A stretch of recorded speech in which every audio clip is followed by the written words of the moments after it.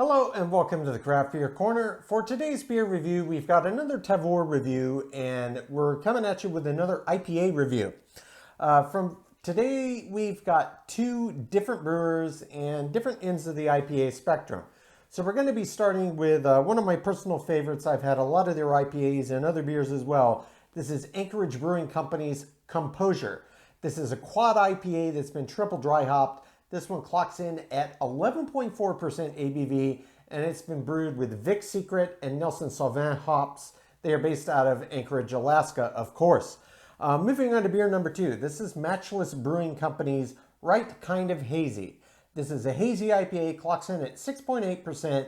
They're based out of Tumwater, Washington State, and it's brewed with the blend of Mataku, Amarillo, Huell Melon, and Hallertau Blanc hops. So a very interesting kind of mix of hops here, but a blend quite well in a hazy, I suspect. So two completely different ends of the spectrum. One's almost double the ABV of the other. One's a hazy. One doesn't say, though it might well be a hazy. We'll discover when we get this cracked and poured in the glass. Nonetheless, I can't wait to jump in, so we're going to do exactly that. Starting with the Anchorage Brewing Company's Composure, this is the Quad IPA triple dry hopped, clocking in at 11.4% ABV.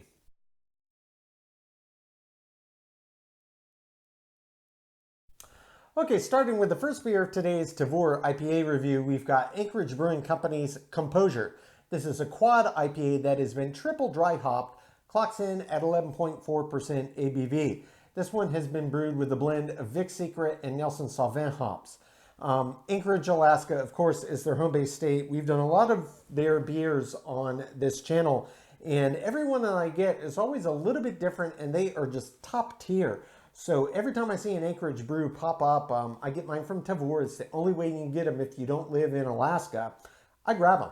So starting with the label art. They always have very interesting label art. This one's no different. It actually puts me in mind of a different can that had similar art style with this big kind of angry, mean-looking wolf, but this one has almost an anime-looking heroine, you know, hugging the neck or scratching the chin under the wolf. It looks really cool. It looks like a pencil or an ink on white paper drawing. It's awesome. I really love the art that they do on their labels. This one's no exception. They're worthy of keeping around the house instead of just recycling the can out. They look great. Nonetheless, I know what this is. Label art looks great. I love Anchorage, so let's get this one cracked. Be gentle. It's been a while since I've had a can get away from me. I'm trying to be a lot more gentle. I think it's paid dividends. Let's get this one poured right in our big old Fox and Admiral glass. My buddy's home brewing outfit. It's a really great all-purpose glass. I particularly enjoy it for IPAs. Okay, this is a beautiful color. It's got kind of a bright orangey hue to it, and it's definitely generating a nice creamy head. In fact, to the point where I won't quite get this whole can in there. There's still a little bit left in there. I'll turn that around so you can look at that art. Holding up to the light, while they didn't bill it as a hazy, this one does look very, very hazy. It is not clear at all, and it is just beautiful. It's a very bright orange, properly orange. This is an orange colored beer. Beautiful head on it too. I can tell you this beer is quite pungent in terms of the aroma. I can smell it from here, but I'm going to get closer just to give a nice whiff. That smells so fruity and so juicy and so hoppy. It smells very much like your classic kind of New England lactose-added IPAs with the big, bold, and this is a quad triple dry hopped, and clearly it's a hazy. So it's got a lot of malt backbone, and it just reeks of hops, reeks of them in a good way. Just big, bold, juicy, bright, fruity, and hoppy. You smell all the classic characteristics that hops bring to the table in the aroma here, and it's got a gorgeous head to match that gorgeous color. So let's just jump right in and give it a sip.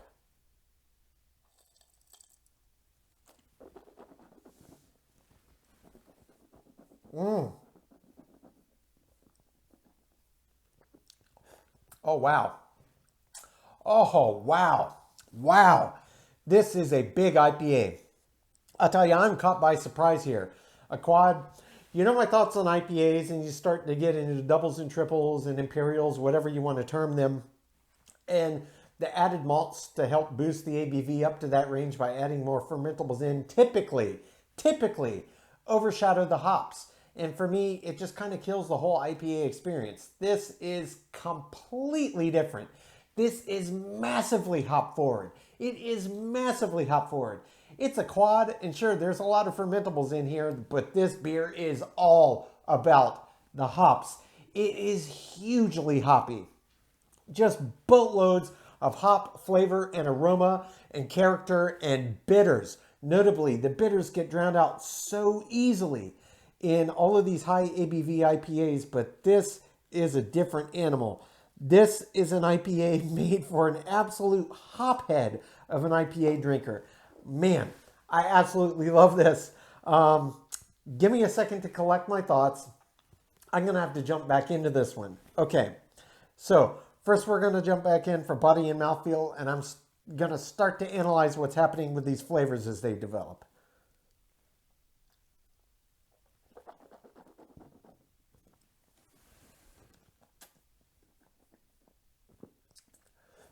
Body, as you might expect, is pretty big.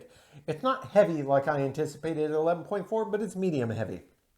It's got real presence. It's got real breadth. It's got a lot of gravity in the mouth. Mouthfeel, same thing. I wouldn't say it's viscous. It's not viscous. It's not syrupy. But it's got a natural thickness to it just due to the weight of the beer. So it's weighty. That's the best way I could describe it. It's weighty. And when you start to agitate it around the pellet, it really starts to cream up and it just thickens it further. So it's a real experience in the mouth. This beer has absolute presence. It is not flat. It is not light. This is a big beer and you absolutely know it when it's on your palate.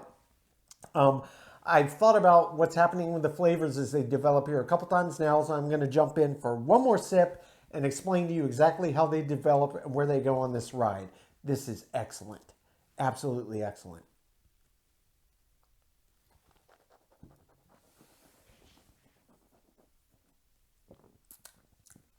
Okay, you first get it in your mouth, you swish it around, you swallow. You get immediately a big punch of bitters that's complemented by a massive punch of pine and earthy and kind of orangey, citrusy flavors. Big bold, big punch. And they match kind of intensity of the bitters, and they match the intensity of the hop characteristics. So you get the earth, you get the pine, and you get the bitter, and you get the orange citrus. It's predominantly orange, but there's a little undertone of other ancillary citrus fruit, and it's in there. It's big and bold, and it punches. And it holds that intensity for a good 3 to 5 seconds, and then it just plateaus. So kind of the flavor profile right of this is very quick ascension and then just a flat plateau. And it just holds there and it holds there and it holds there. A good 10 seconds before it starts to peter off intensity finally. And then it starts kind of a normal, even, smooth bell curve into the finish. And the finish is very long. It's very wet. It feels very thick still to the end.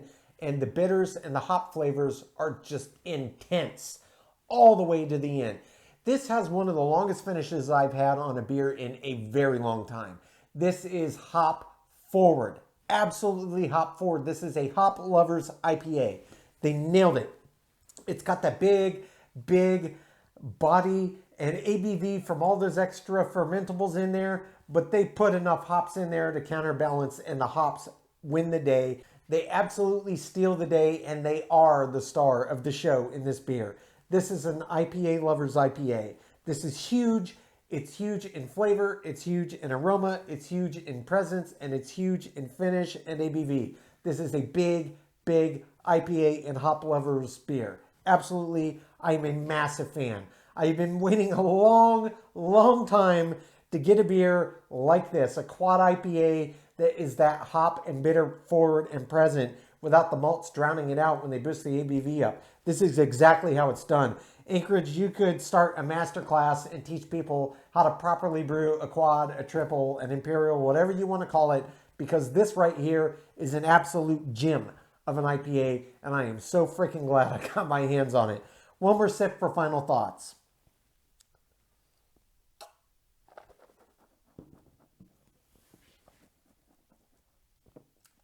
Oh God, it's just so big and intense.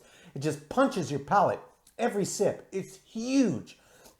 I cannot stress enough how massive this beer is. It is positively massive, massive beer. I absolutely love this. I've got nothing more to add I haven't already said. I'm going to take my time sipping on this bad boy, enjoying every last drop of it while I come up with my scores. And when we come back, we will get to the second IPA of the day. This is Matchless Brewing's Right Kind of Hazy, Hazy IPA, clocking in at 6.8% ABV.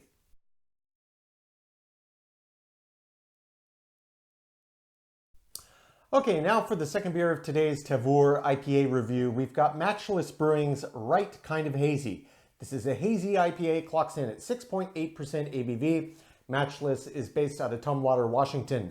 The hop blend in this one is Wataku, Amarillo, Huel Melon, and Hallertau Blanc. So kind of an interesting mix of hops in this one. None of them over the top in terms of hop pungency and alphas, but all very distinct and big aroma and flavor profiles. And on the back, they also mentioned, so I'm going to go ahead and tell you, for the malt bill, they've got Pilsner, toasted wheat, corn, and spelt, and the yeast they're using, Voyager and citrus, a blend. So quite an interesting little mix here. And for a hazy, to me, it sounds like it's a pretty good bill. That ought to make for a nice hazy that's full of flavor without being over the top in terms of bitterness intensity, which is, I'm sure, what they're going for here. So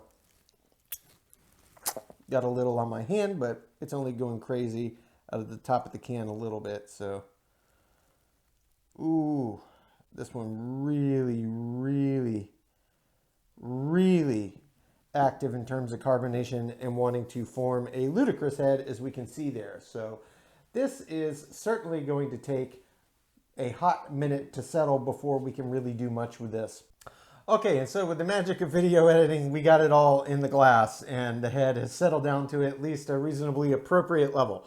So, visually holding this up, this is indeed very hazy, and it's really quite a beautiful color. This is essentially the color I think of in my head when I picture an IPA. It's that bright yellow with maybe just hints of orange, but it's a very bright yellow hued beer in general. That's how they are traditionally. A lot of the bigger ones with the higher ABVs tend to get more caramel malts added in, and it kind of darkens them up, but this pretty much looks exactly as I anticipated. Hazy, nice light yellow, very bright in appearance. Head, obviously, it had no problem forming one there, so let's jump in and give it a sniff. Yeah, it smells quite nice. It smells very hop forward, and the hop aroma really that you're getting is kind of a mix of pine and earthy and citrus. That's really the main aromas that I'm getting out of here. Maybe slightly citrus dominant compared to the others, but there's definitely a slight twinge of pine and kind of an earthy hop undertone. So it smells quite nice. It smells bright. It smells like the hops are quite fresh. I can say that. So, you know, head is settled about what it's going to do. It's very thick and lush. Smells great, looks great. Let's jump in and give it a sip.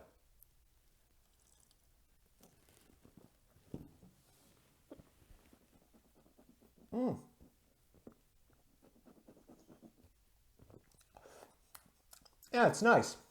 It's very bright. It's very refreshing. It's got a big hop presence. Make no question about it. But the bitters aren't super oppressive. This is a hazy that is certainly based not only on their hop selection, but the way they designed and built the beer. It's not one that is supposed to be hop bitter pungent. It's not about that. It's about the flavors and the aromas, and they are big and they are bold in this beer. Come through quite clearly. On the palate, you get very much that classic citrus flavor that comes through in, and there is a little bit of earthy, but the slightest hint of pine. I could pick it up more in the aroma than it comes through in the flavor, but it's far more citrus dominant and earthy hop dominant in terms of flavor. So slight deviation from what you pick up in the aroma versus what comes through in the glass, but it's very good. It's very hop forward. It's got big bursty flavors to the hops. There's no question about it.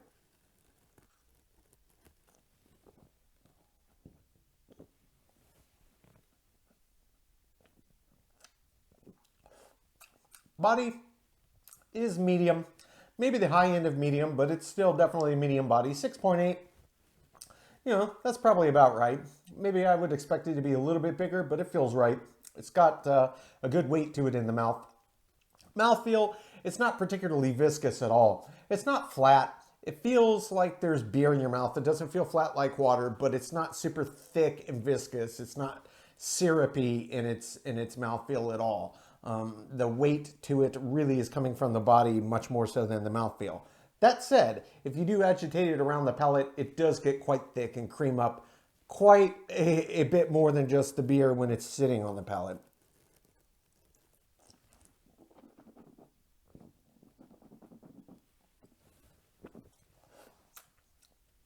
So you first get it in your mouth and it's very bright.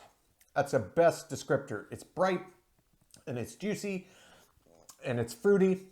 And then you start to get the earthy and the little twinge of pine behind that. But it's dominant citrus and dominant earthy. That's the main two traits that come through. And it kind of holds its peak. It gets to its peak intensity and flavor intensity pretty quickly within the first couple of seconds. And it just kind of holds there for a few seconds and it slowly starts to steady off. Now, this does not have the longest finish on each sip compared to most IPAs, but it's very, very nice. It's not short. It's just not really long. It doesn't have the alpha content to have the lingering bitters kind of push it along to the end. Though, as it's going out, you can still very much taste the hops that you get up front. They're just kind of slowly dying out to the end. And where it leaves on the end of each sip, on the end of the finish, is really more earthy than anything. So the citrus kind of side falls away. The earthy comes kind of to its forte at the end of each sip. But it's very, very nice. It's a very clean beer. It's very enjoyable. If you're a fan of hazies and IPAs that aren't quite as bitter forward, this is one I would definitely recommend. I'm going to take my time, sip on this, come up with my scores, and when we come back, we will get both beers ranked from top to bottom.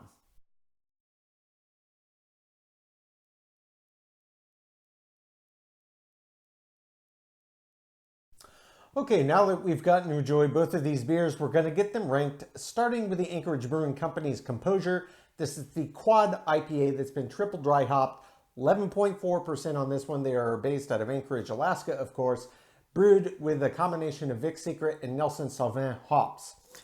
Starting with the aroma. The aroma on this beer was very, very nice and it was quite pronounced.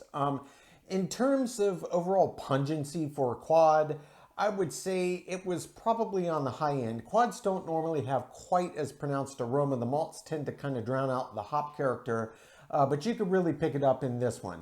It was very, very close to being the top rung of top tier. I only docked 1 point. I gave it a 9. Taste. I'll be perfectly honest. Anytime I have an Imperial, if it's a double, a triple, a quad, whatever they want to term it, I'm always a little hesitant with my expectations. Just trial and error, and many of them have told me the higher the ABV in an IPA, the fewer hop characteristics and traits and bitters come through. But this was completely different. This was a quad that was made for big, bold hophead fans that love the pungency of hop, flavor and aroma, and the bitters that they produce. And it was all in there in spades. It gets a perfect 10 out of 10. For the body. The body was nice. It was certainly quite large and robust, though for 11.4%, it was not as large as I anticipated. Still well above average, but not top tier. It gets an 8 out of 10. For the mouthfeel. Mouthfeel, kind of same story as the body.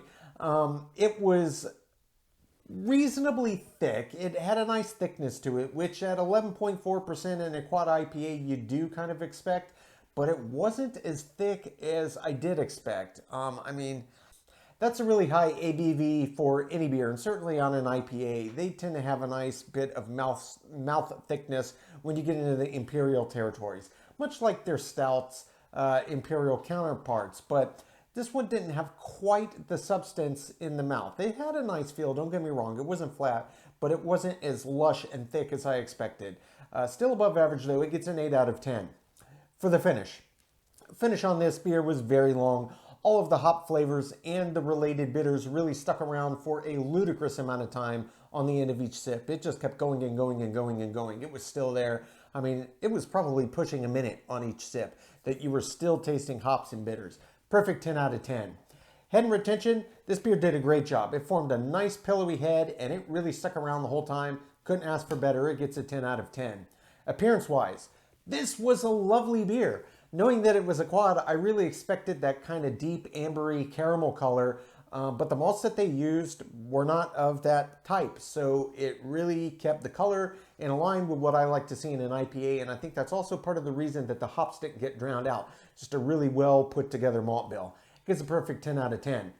For the balance, I could not possibly want for more in a quad IPA. This is exactly what I want. Make it big, make it bold, boost up that ABV, but let me taste the malt bill and let me taste the hops, let me smell them, and let the bitters be bold and pungent in your face and linger. That's exactly what this beer delivered on. This was a masterclass in how to balance a quad IPA. Perfect 10 out of 10. Feeling in the intangibles. Absolutely loved it.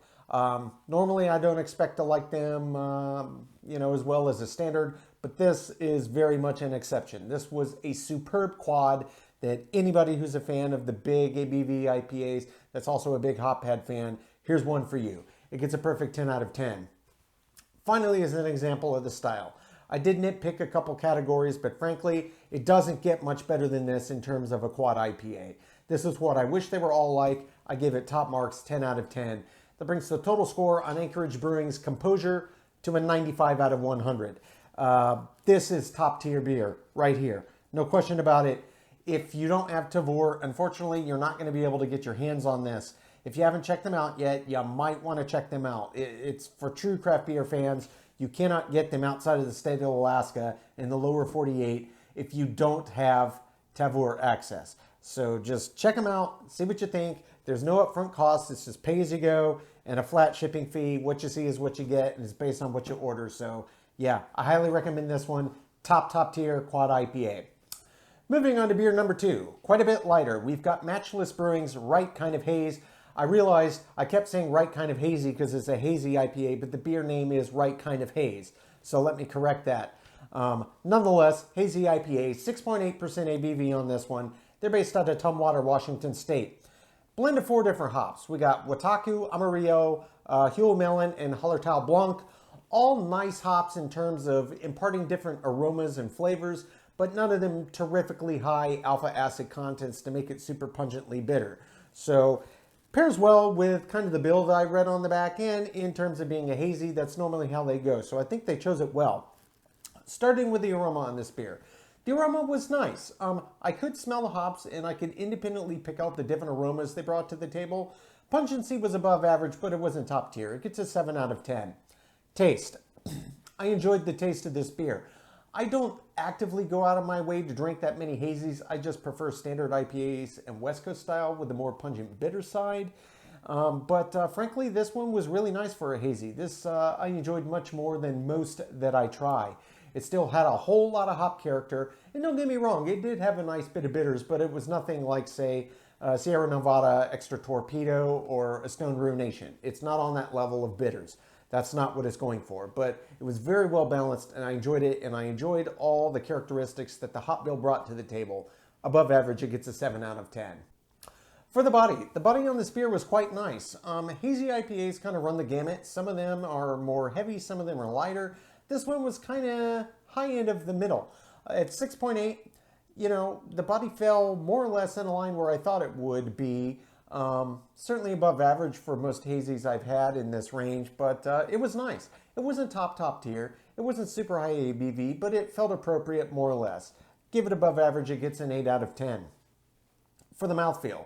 The mouthfeel on this one, I was actually a little surprised. It wasn't flat, but it wasn't as thick and robust as I anticipated, especially for hazy. They're normally quite a bit thicker. It did thicken up a bit when you started to agitate and roll around the palate, but didn't even get as thick as I anticipated there. I give it high end of average, it gets a 6.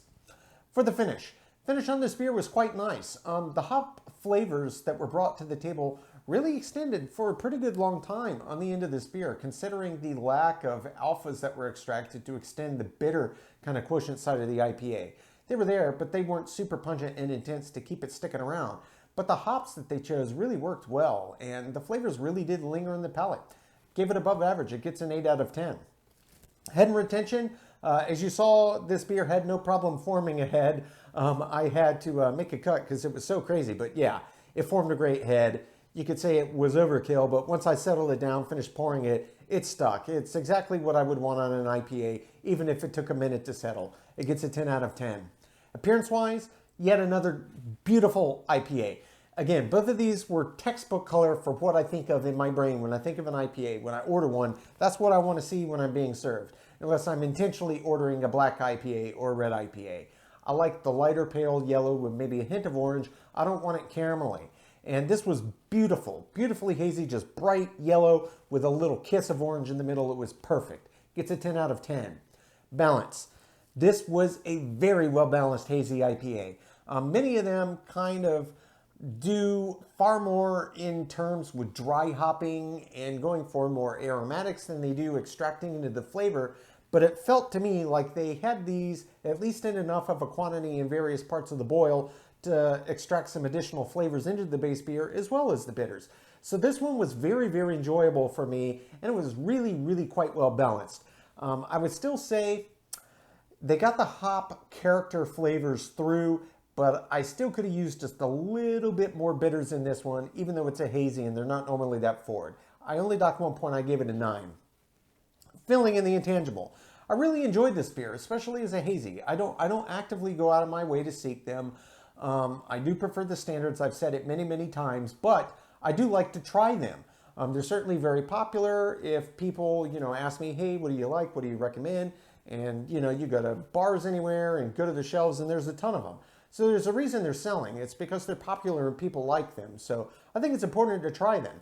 This one was one that I enjoyed very, very much. I think this beer has a lot going for it. Really, for me, when it all comes down to it, just a few little categories I nitpicked, some reasonably high points, and just kind of the overall just extract a little more bitter edge. Don't have to betray the hazy underlying subcategory here, but still, just a little extra bitter goes a long way. It helps really seal the deal with, yep, that's an IPA. And it does add a lot of extra layering, especially in terms of the length of the finish. And I don't think extra bitters here would have overshadowed the hop qualities. I think that would just been an added bonus. But anyway, I still give it an above average. It gets a 7 out of 10. Finally, as an example of this style, there's a ton of hazy IPAs out there in the marketplace today. This is one of the better ones I've tried. I've tried some that were really, really spectacular. I've tried some that I questioned why they even exist at all. I mean, they're so far flung from what an IPA is in terms of exploring hop, flavor, aroma, or any other characteristics and bitters that I just don't even see the point. My personal feelings aside, this one was very well done. It was true to being an IPA. It was certainly true to being a hazy subcategory. Had a lot going for it. Just a few minor tweaks and, it would have probably scored a little higher because I'm still basing subcategories on what an IPA actually is. But this still is well above average. It gets an 8 out of 10. That brings the total score on Matchless Kind of Haze to an 80 out of 100. So again, another well above average beer here.